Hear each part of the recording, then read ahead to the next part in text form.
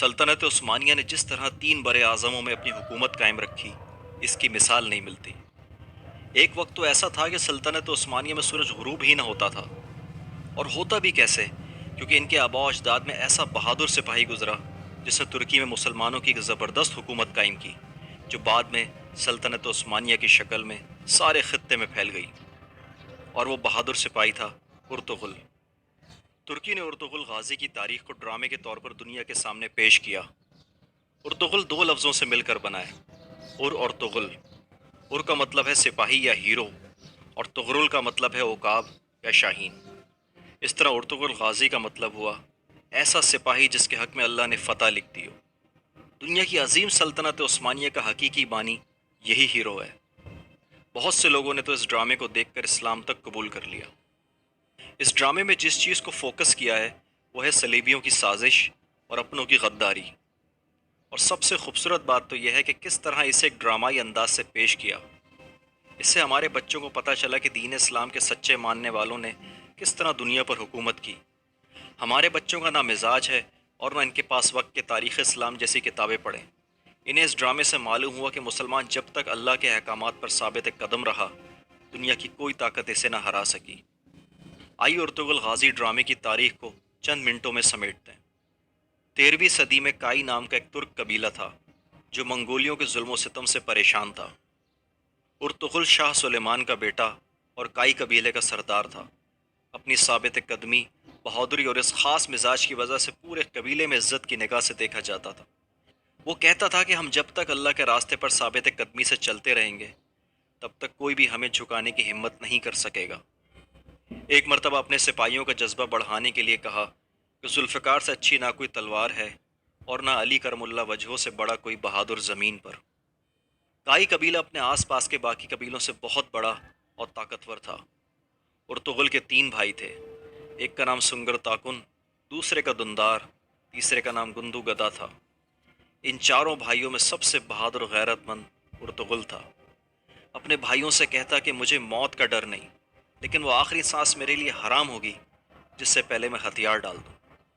یہ وہ دور تھا جب چنگیز خان اور منگولیوں کے ظلم و ستم سے ساری دنیا پریشان تھی۔ ایسے میں ارطغرل جیسے بہادر سردار کا پیدا ہو جانا لوگوں کے حوصلے کو بلند کرنے کے لیے بہت ضروری تھا۔ حق کی راہ پر چلنے والوں کو میرا رب کبھی تنہا نہیں چھوڑے گا، یہ تھا وہ جذبہ جسے ایک ڈائیلاگ کے ذریعے ڈرامے میں دکھایا گیا۔ ایک مرتبہ ارطغرل نے شکار کے دوران حلیمہ نامی ایک عورت کی صلیبیوں سے جان بچائی، تو اس کے نتیجے میں ایک نئی دشمنی کا آغاز ہوا جو خراساں کو چھوڑ کر دمشق کے پاس خیمے لگانے کا سبب بنا۔ حلیمہ کی جان بچانے کی وجہ سے قبیلے کے کچھ لوگ ارطغرل کے خلاف ہو گئے۔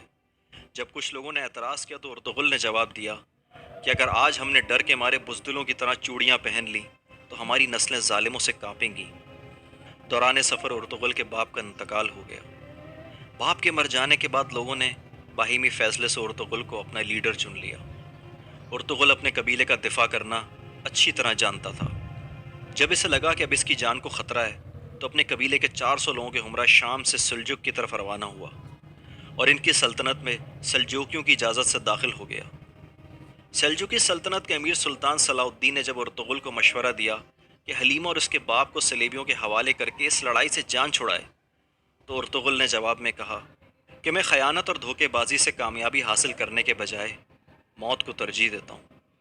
میں مظلوموں کی حفاظت کروں گا چاہے وہ میرے دشمن ہی کیوں نہ ہو، اور غدار کو کبھی معاف نہیں کروں گا چاہے وہ میرا بھائی ہی کیوں نہ ہو۔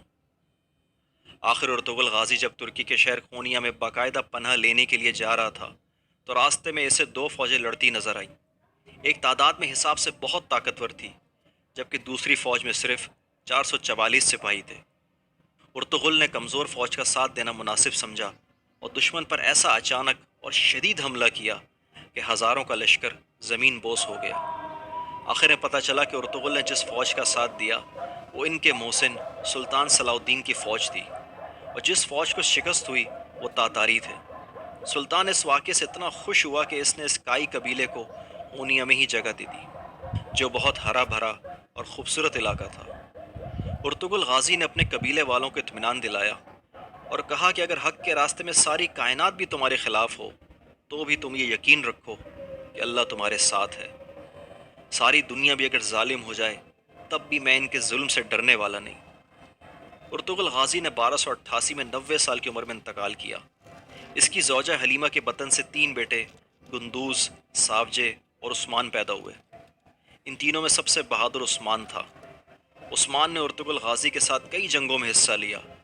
یہ وہی عثمان ہے جس سے سلطنت عثمانیہ کی بنیاد رکھی، وہی سلطنت عثمانیہ جس کا سورج کبھی غروب نہ ہوتا تھا۔